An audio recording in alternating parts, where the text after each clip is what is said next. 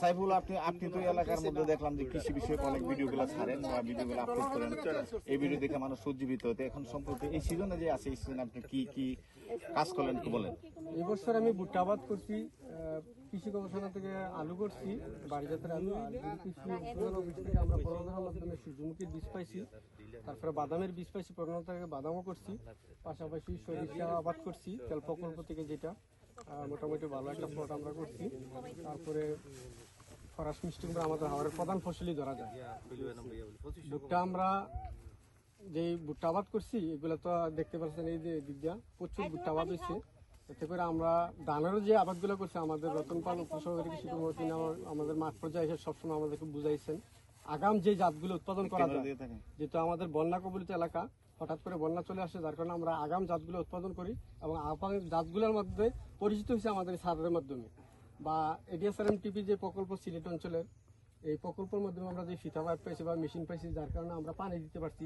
এই জায়গাগুলো কিন্তু অনাবাদ্য ছিল, আমরা আবাদের আওতায় আনতে পারছি এই প্রকল্পের মাধ্যমে। আমরা এটা স্বীকার করতে হবে। আপনার চ্যানেলের মাধ্যমে কৃষক কিভাবে উপকৃত হচ্ছে? অবশ্যই যে কেউ যদি পরামর্শ চায়, ইনশাল্লাহ আমি সবসময় পরামর্শ দিয়ে থাকি, যেহেতু আমার সাথে সবারই সম্পর্ক ভালো আছে। আমরা ফোন করলে বা যে কোনো পরামর্শ চাইলে সবসময় দিতে বাধ্য। তো এই হাওরে যে কৃষক চাষাবাদ করছে, কি কি সমস্যা তারা ফেস করছে?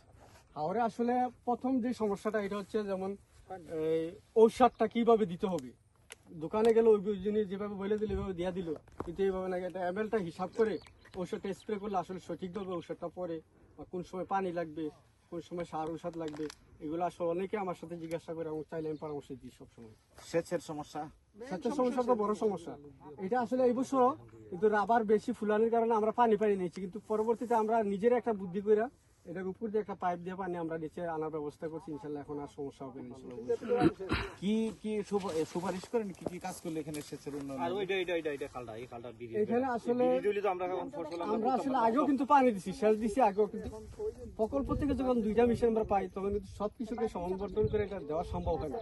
কারণ সবার জমিতে একদিনে একই সময়ে সেচ দিতে হয়, তাহলে একজন কৃষক পাইলে তার 2-4 দিন লেগে যায় এক জায়গায়। এরকম সিরিয়াল মেনটেন করতে গেলে আমরা দিনে রাত্রে পর্যন্ত আমরা আরো কিছু মেশিন দিলে সমস্যা সমাধান। জি, আর একটু মেশিন যদি পাই, ইনশাল্লাহ আমাদের সমস্যাগুলো ইনশাল্লাহ সমাধান হবে। ঠিক আছে। আর স্যার ট্রাক্টরের একটা সমস্যা আছে স্যার। আমরা হবিগঞ্জ বানিয়াচং থেকে স্যার, মাধবপুর থেকে ট্রাক্টর আইলে স্যার আমরা ভাড়া করে এইগুলো আবাদ করি। এখন দেখেন স্যার, আমরা কিল আবাদ করবো, কিন্তু আমাদের এলাকায় কোনো ট্রাক্টর নেই। ট্রাক্টর চাষ একেবারে সবচেয়ে বেশি সমস্যা আমাদের। যদি ভর্তুকির মাধ্যমেও হয় স্যার, ইনশাল্লাহ আমরা চেষ্টা করবো।